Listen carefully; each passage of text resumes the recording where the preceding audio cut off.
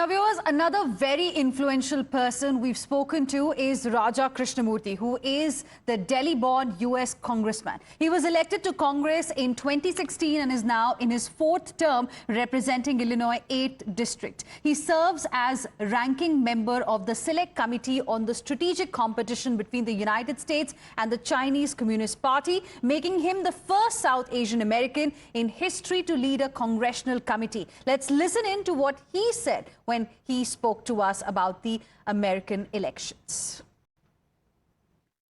Hello and welcome to Times Now. I have with me Congressman Raja Krishnamoorthi. He represents the state of Illinois and he belongs to the Democratic Party, the party which has fielded Kamala Harris as its presidential candidate in the upcoming elections, which are scheduled to take place on the 5th of November. Early voting has already started in some of the states. Congressman, given the early voting trend that we are seeing in some states, who do you think is going to win? Is Harris likely to be the next president of the U.S.? I think so. I think that the number of women who are early voting is also a sign of enthusiasm among women. And Harris has a big edge over Donald Trump with regard to women. All that being said, I still think that this election is going to be very close. And I expect that, Tuesday night will be kind of a lengthy vote tallying evening. Sure. And I wanted to ask you about Harris and the way she sees her Indian identity. She has steered clear of any debate on race and identity, so to speak. Yesterday, Donald Trump actually in his Diwali wish mentioned about the atrocities against Hindus in Bangladesh. He has talked about how he has a strong bond with Prime Minister Modi. But we don't see any such comments coming from Kamala Harris, or even a very vocal acknowledgement of the fact that she's from India, besides some time-to-time references to her mother's journey from India. Well, I happen to know Kamala Harris somewhat well, and I know that she's very proud of her Indian roots. She talks to me about it. She talks to others about it. Her mother brought her up, and so being an Indian woman, her mother inculcated various values, as well as instilled in Kamala and her sister Maya a deep respect for their heritage. All that being said, Kamala Harris is trying to be president of all the United States, not just one portion or one ethnicity. And so I think it's very important for her to speak to kind of issues that resonate with everybody. All that being said, I think her mother's immigrant story is an important part of her own.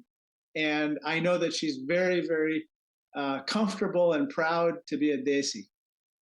So why is she not talking about the Desi issues, so to speak? She is. I've heard her speak about these issues. At the same time, I've heard her speak about a lot of different issues. And what you learn in politics is that, victory is about addition and multiplication. And so you have to bring a lot of groups together. You have to talk about the issues that are most common to everybody. And, right now, as you know, in America, the most important issues are the ones that are kitchen table topic issues, such as, lowering the cost of living, making sure health care and education are within reach of everybody, and making sure everyone has a job that enables them to get into the middle class. But what about immigration as an issue? It is something that's very important for Indian immigrants who are in the US. And we are seeing that there is an uptick in the way, and maybe she's taking a cue from Donald Trump, but Harris has also started somewhat saying that there will be restrictions of some nature put on immigration. Is that only limited to illegal immigrants? And where does the immigrants from India picture in all of this? Well, remember, Indian immigrants are among us, and I happen to be one of them. I was made in India. And so, given my own heritage and lineage, I'm very concerned about this issue. I know that Kamala Harris and Tim Walz and Democrats have been leading in terms of trying to reform our immigration system, making sure that we can, bring more immigrants to this country legally, at the same time cracking down on illegal immigration and securing our border. Remember, Democrats working with a Republican senator named James Lankford came up with a compromise to secure the border, crack down on illegal immigration, and yet Donald Trump stopped it in its tracks, saying that he wanted to deny a victory to Joe Biden. And what he's doing is he's basically running on a problem instead of trying to find a solution to that problem. But what would these immigration policies that Kamala Harris has in mind mean for Indian immigrants? There are several of them who are waiting in line with their green cards. Some don't have green cards. And of course, there are multiple opportunities back home in India. But there are some who want to tap into the opportunities in the US as well. Of course. Well, as you know, I'm the sponsor or the author of pretty much every single immigration legislation in Congress right now, including the ones having to do with high-skilled immigration, which affect Indian immigrants, such as the EAGLE Act, which would remove the per-country quota, which otherwise denies Indian immigrants a chance to get a green card in a timely fashion. I'm also the author of the legislation which increases the number of H-1B visas, which unfortunately has not changed in, I think, 30 years.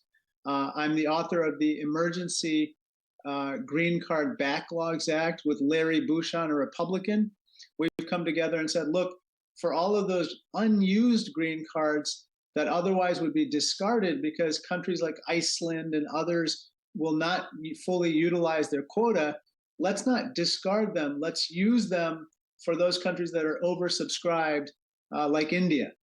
So what I'm hoping is that we can move this legislation forward. Right now, Jim Jordan and the Republicans on the Judiciary Committee. Kamala Harris supports all of these legislations. If she were to become a president, she would push for reforms in the area of immigration that would benefit Indians. Is that what you're trying to say?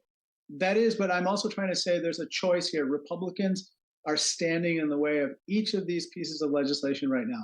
They don't want any of this legislation to move forward, and that's wrong. Sure. And I also wanted to ask you that, Joe Biden recently called Donald Trump garbage, and Donald Trump was actually able to use that to his advantage, and then you saw him actually riding on a garbage truck. What do you make of this kind of approach that Donald Trump is adopting, and what is lacking in the Harris campaign, and why is Harris not projecting herself more as a torchbearer for the common man? Well, first of all, remember this all started in Madison Square Garden, where one of Donald Trump's, warm-up acts, a comedian of some kind, said that Puerto Rico is a floating island of garbage. And unfortunately, Donald Trump did not apologize for that. And in some ways, his campaign seemed to embrace that, which was very offensive. Joe Biden got on a Zoom call, stumbled. And if you look at the transcript, it's clear to me that he wasn't referring to people as garbage, but as their rhetoric as being refuse. And so in any case, I think that is not what ordinary, everyday people are concerned about. They're concerned about how do you lower the cost of living? How do you make education and healthcare more accessible? How do you get me and my children the jobs that enable them to survive in this economy?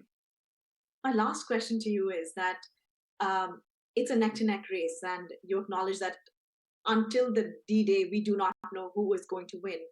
But why do you think that Kamala Harris has a fairer chance of winning than Donald Trump? And I'm asking you this because you're from the Democratic Party. Well, I think that, my take is that Kamala Harris is the best candidate. She has the best character. She cares about making sure that middle-class families have a ladder of opportunity to stay in the middle class, but also to enrich their fortunes.